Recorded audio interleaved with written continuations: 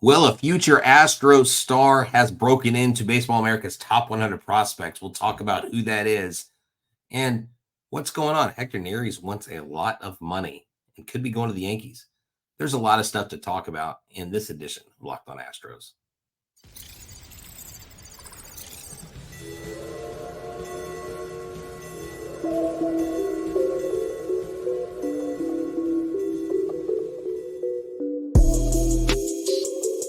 Welcome to Locked On Astros, your daily Astros podcast. Here are your hosts, Eric the Man Huysman and Brett H-Town Wheelhouse Chancey. We are Locked On Houston Astros, and we hope that you join us for a daily Locked On Astros podcast. My name is Eric Huysman. You can find me on X at Eric Talkstros. You can find the show at Locked On Astros, your team every day. Brett, where can I find you at on this lovely cold evening? Yeah, it is freezing cold down here. Thank you, Northerners, for bringing this cold weather down. But I'm H-Town Wheelhouse. You can find me at X, Instagram, and TikTok. You can also find me at Stros411 on X, Instagram, and Facebook. Always positive. Positive. I'm a fan of the cold in little spurts. Always Stros. Today's episode is brought to you by FanDuel. Make every moment more. Right now, new customers get $150 in bonus bets, guaranteed when you place a $5 bet. Visit FanDuel.com/lockedon to get started today. And guys, thank you for making Locked On Astros podcast your first listen every day. Whether it's on YouTube, go and subscribe to us. Go and give us a big fat thumbs up. And go and make us your first listen on Apple, Odyssey, Spotify, wherever you listen to your podcast. Go and check us out. Become an everydayer. Somebody listens to our podcast every day. Join the family. We're here for you all off season, even if Hector Neris goes somewhere else. But we're going to talk today mostly about a future Astro, and that is Jacob Melton. And it's been a while. The Astros have traded away a lot of their top prospects. The most recent one, Drew Gilbert, went in the Justin Verlander trade, and a lot of people were saying that was a bad trade. I don't think so. I think Drew Gilbert's going to be a great player, but the Astros needed to make that trade at the time. They were desperate for some starting pitchers. But you're going to have to lose some prospects as you go if you want to continue to win. And so the question is, the Astros do not have a top 100 player in MLB pipeline. So we'll see. I don't know when's the last time they've been updated, their list. But today, Baseball America updated their list. Jacob Melton is on there. And drum roll, please. What number is he? Number 88. Yes. Sorry. So I have a hand clap. Oh no, sorry, that was the wrong button. What was that? Well, I had the wrong hotkey. Sorry, I'm getting used to my new equipment still. I was going for the hand claps. But hey, he's in the top 100. We didn't trade him away. There's the positive, right, Eric? Right. He's mainly known for, his hit tool, and we'll talk more about it. But do you think that the only way the Astros get a top 100 prospect in their system is, I don't know if it would be maybe it's through the draft, maybe they get a steal in one of the first few rounds, but maybe if they trade one of their major league players this year, they could get a top 100 prospect with that. And who knows, maybe with only one guy in there and everybody's kind of down on Crane for quote unquote not going out and, breaking the bank like all these other teams. Right. Maybe that opens the door for us to be in the market, say, okay, we can get a top 100 guy for a Framber or someone like that if they make a trade in the off season, or in like mid season. So who knows? Maybe he won't be the lone guy all year long. But the question is, Brett, what is better, prospects or parades? And I think the Astros are always going to go with parades. And so I know that last year we fell a little bit short. The Astros did on getting that third parade.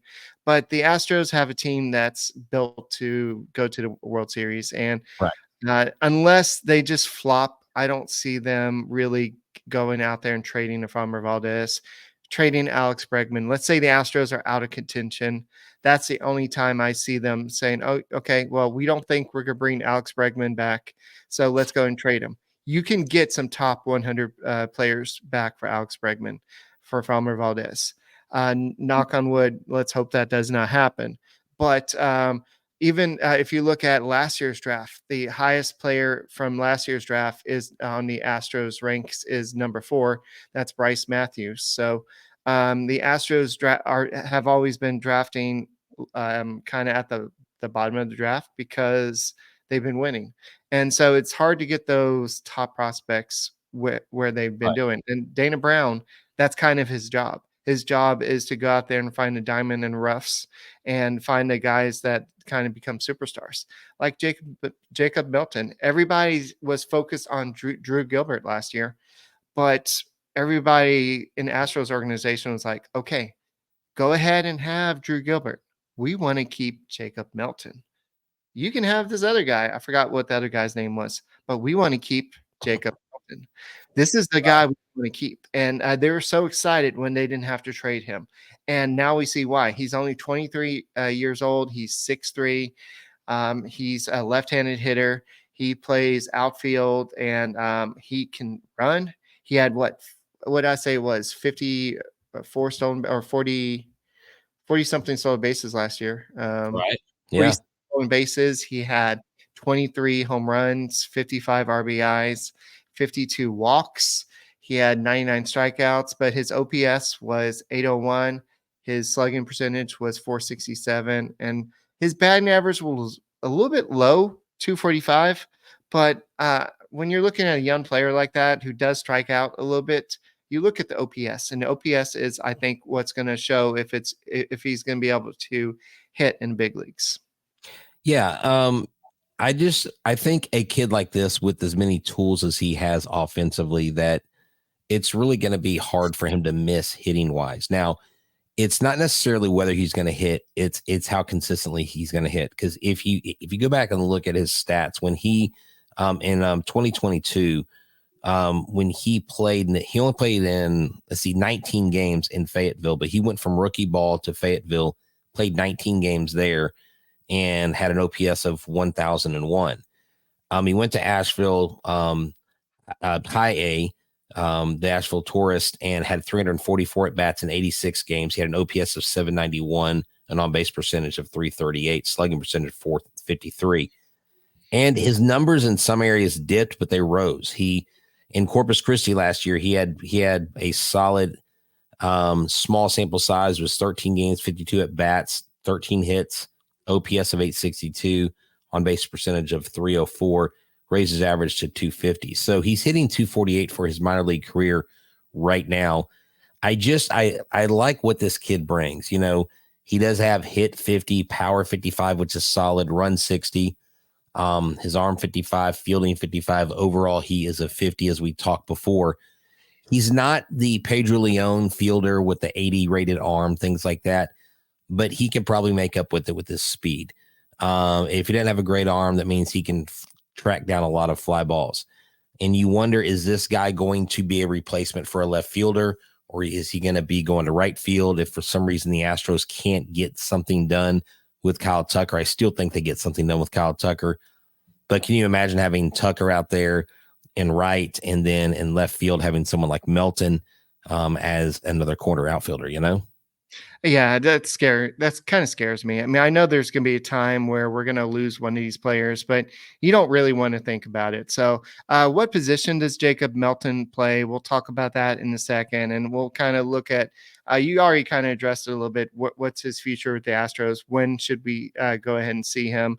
But this is definitely.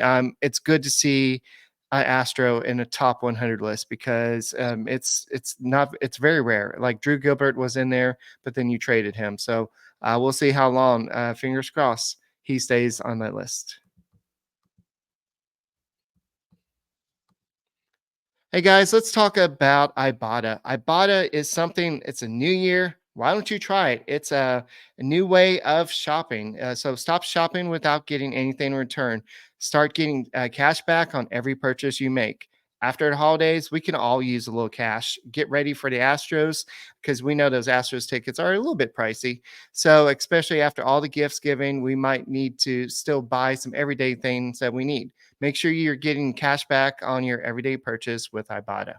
Ibata is a free app that gives you the most cash back every time you shop on hundreds of items, from groceries to beauty supplies to toys. So you can make sure you're beating inflation no matter what you're purchasing.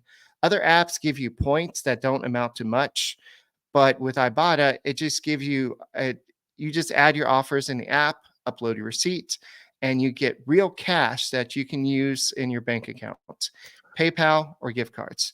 Join the over 50 million savers and earn cash back with Ibata. So right now, Ibata is offering our listeners $5 just for trying Ibata using the code LOCKEDONMLB when you register. Just go to the App Store or Google Play Store and download the free Ibata app and start earning cash back using the code LOCKEDONMLB.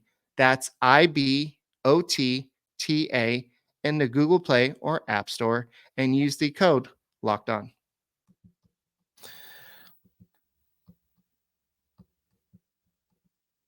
That's right. This episode is also brought to you by FanDuel. FanDuel is America's #1 sports book. The regular season is over, and we're charging to the big game, the Super Bowl in Las Vegas. That's correct.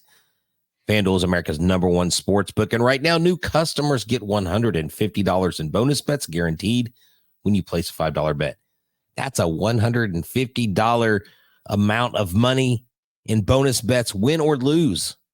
The app is so easy to use, and there's so many different ways that I think you would enjoy, like same game parlays. Find bets in the new Explore tab. Make a parlay in the Parlay Hub, the best way to find popular parlays and more. So right now, let's take a look at the numbers between the Texans and the Ravens coming up for the divisional round matchup. The Texans and Ravens are locked at -110 on the money line. Over-unders 38.5.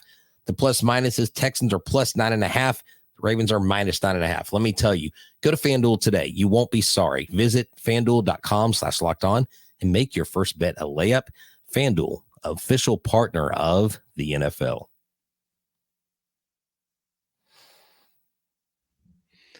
All right, guys. So I know that we're all excited about the football playoffs, but we're also excited that the rodeo lineup came out. Not necessarily for the rodeo lineup, but that means that baseball is just around the corner.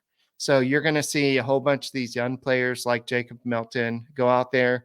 I'm not sure if Jacob Melton has earned a spring training invite. I would say he would. I think we're going to find out pretty soon. But we see a lot of players going doing Astros Caravan right now. So I know there's some that went to Corpus Christi.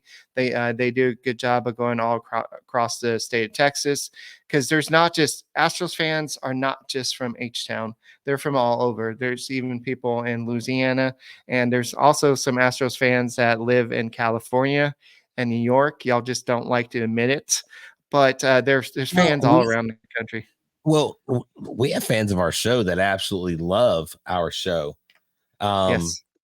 They love what we do. I mean, I could literally go through probably 20 different states that I know of off the top of my head, different countries.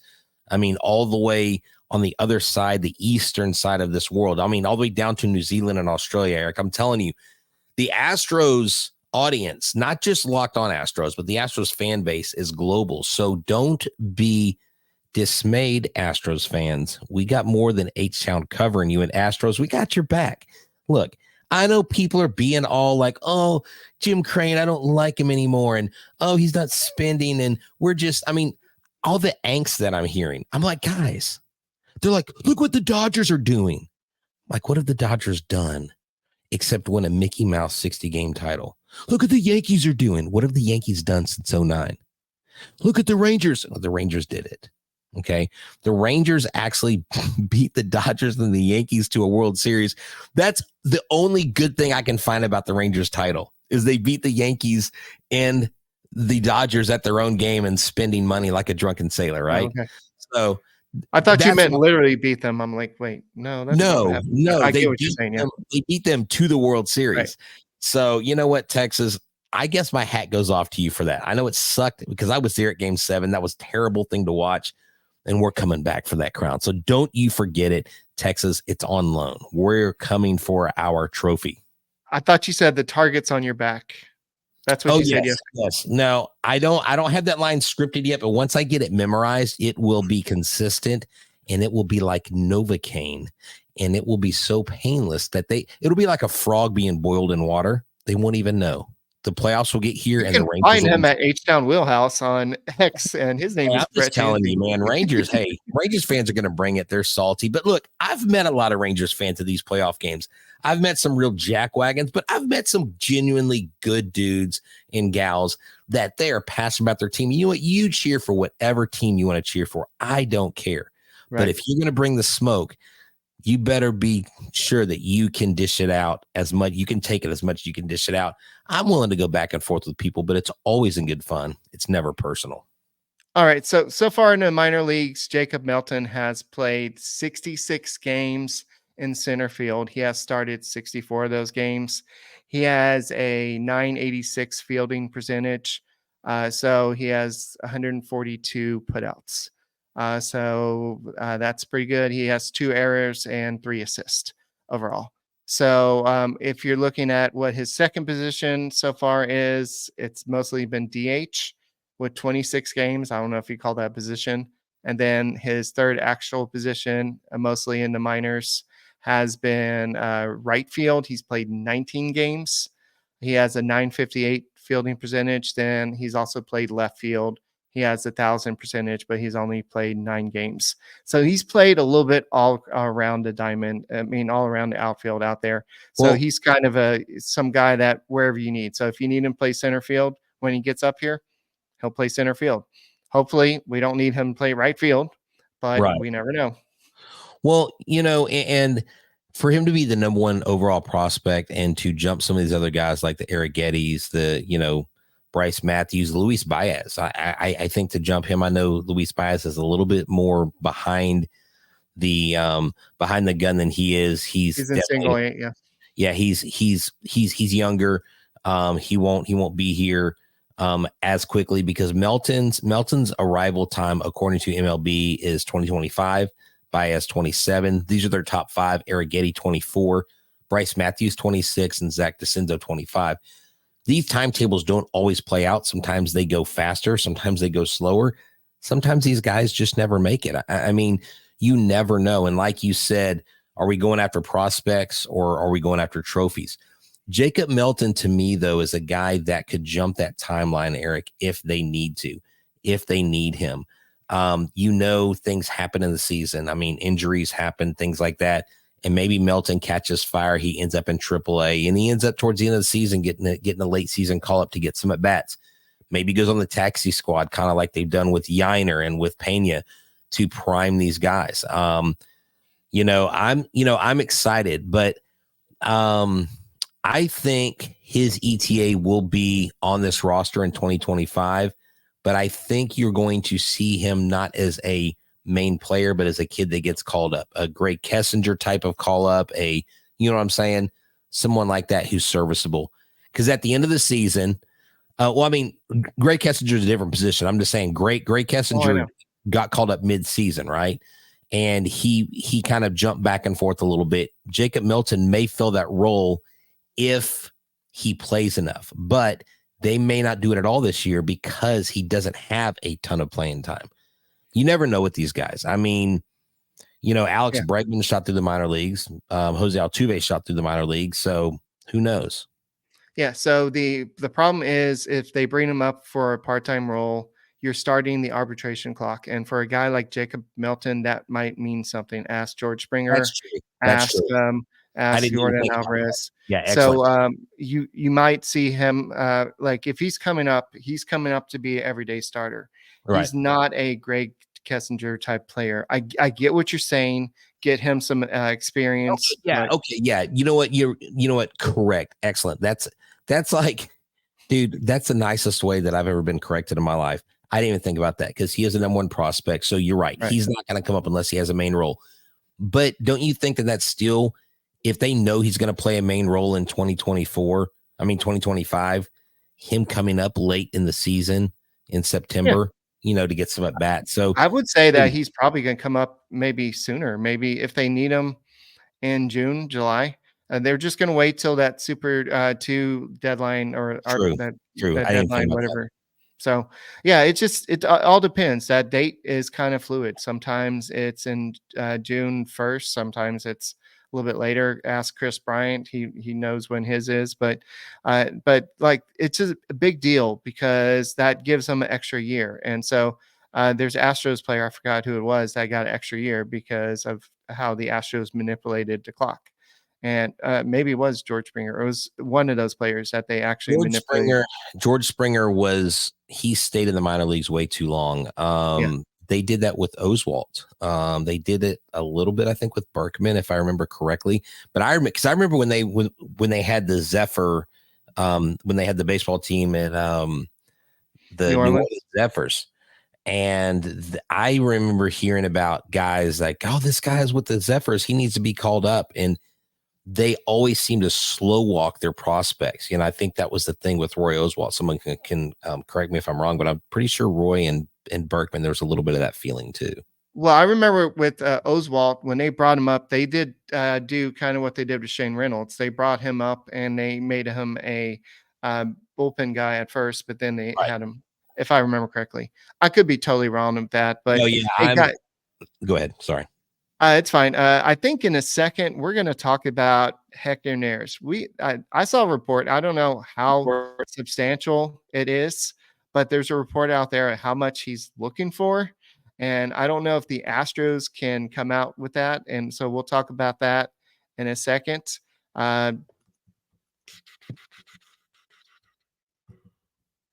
this episode is brought to you by Jace Medical. Jace Medical is here for you, and now I know we want to escape from the realities of life with sports, but I need to talk to you for a minute about preparing for real life.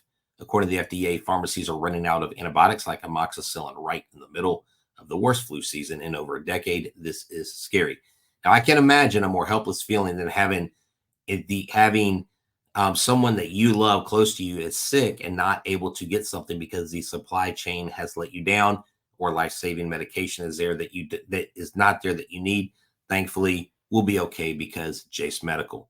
So Jace Case is a pack of 5 antibiotics to treat a long list of bacterial illnesses, including UTIs, respiratory infections, sinusitis, skin infections, among others. This stuff could happen to any of us. Visit jacemedical.com and complete your physician encounter. It will be reviewed by a board-certified physician, and your medications will be dispensed by a licensed pharmacy at a fraction of the regular cost. It's never been more important to be prepared than today. Go to jacemedical.com and use the offer code LOCKEDON to get $20 off your offer today. Hey guys, thank you for making Locked On Astros podcast your first listen every day. Whether it's on YouTube, go and subscribe to us. Go and make us give us thumbs up, and make us your first listen on Apple, Odyssey, Spotify, wherever you listen to your podcasts. Check out the Locked On Astros podcast. But guys, go and make the Locked On Sports today your second listen. It's the first 24/7 streaming network out there on YouTube. Just subscribe there and you'll hear all the news of the day. What's going on with Travis Kelce? Is he really retiring? What's going on with the Chiefs? What's going on with Taylor Swift? No, I don't think they're talking about Taylor Swift and everything, but what's going on with sports out there? 24/7 streaming channel, all the news you need to know on Locked On Sports Today. Go check it out. And maybe when there's big Astros news, you'll see us up there, right, Brett? That's right, man. I'm excited. I've actually sat and watched a couple of those shows. And look, if you're not in on all the news around the country, and I know some people don't like watching all the big 4-letter networks, and some of you prefer that, but Locked On, I mean, not only is it guys like Eric and I, but they're local experts. So if you really want to get a heartbeat and a pulse of what's going on with that city, with those fans, with that team, that's really one of the best ways to do it. Shoot, Peter Bukowski, I got to call him out a little bit because he's saying that Jordan Love is the best rookie quarterback in the NFL. And I'm sorry, Mr. Bukowski, but I hope you see this because I think you're really wrong. I think CJ Stroud is better than Jordan Love. You know what? Let's settle it in the Super Bowl, sir. 2 rookie quarterbacks go head-to-head. I would love to see it. Peter, I hope your Packers accept my challenge. We'll see you in the Super Bowl. So does that mean we are a 3-letter network? LOA, Locked On Astros? Yeah, we're not a 4-letter network. Yes, Locked On Astros, or just Locked On. I guess Locked On Sports Network. Maybe we are a 4-letter network, but you know what I mean.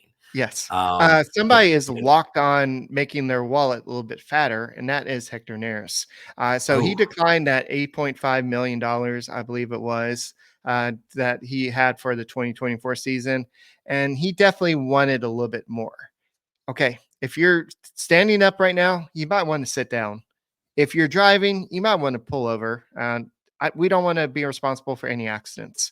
So Hector Neris is seeking for, we don't know if he's actually going to get this, but he's seeking a 3-year deal for $50 million. see, okay. That's a report I'm just out gonna there. say that's a report, but I'll let y'all go check the source, and I'll let y'all decide whether or not you believe the source. Hector Gomez, good guy. I've talked to him a few times. He swings and misses a lot. Okay, and I'm not saying anything that's not known out there. I'm not like unveiling something or like slandering him. I'm just saying go look at the things he calls, and I don't know that's necessarily his fault. I think it may be the people he talks to, but I had mentioned something to one of the local radio hosts here in Houston through a DM, and they replied to me. It says he's seeking. In other words, we don't know exactly how much he wants, but it could be up to that much. And so Right. I don't know the validity of that report. I think that's a ridiculous, gaudy number because of his age and how long of the tooth he is, not because of what he brings on the mound. To me, his moxie, his tenacity, what he brings on the mound, you want that in a relief pitcher. But at his age, if he was 32, I might consider giving him that money. Okay. Is he worth 16.7 million for 3 years? Is that what the deal is for the It's a per 50 year. million? So it's 16.6. So I rounded it up. Well, so I would give him 2 years. Since I gave Montero 11, I would give him 2 years, $26 million. That's what I'd give him, 13 and a half.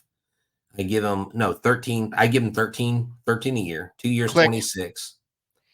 His agent Why? just hung up on you. He Well, wants 3 years. You got to do better. okay. So the third year, you have to outperform. Your second year has to outperform your first year, and you'll have a player option in your third year. And I'll move it up to 15. But you have to, like, I'm going to have markers. Like, you're going to have to match your career best ERA.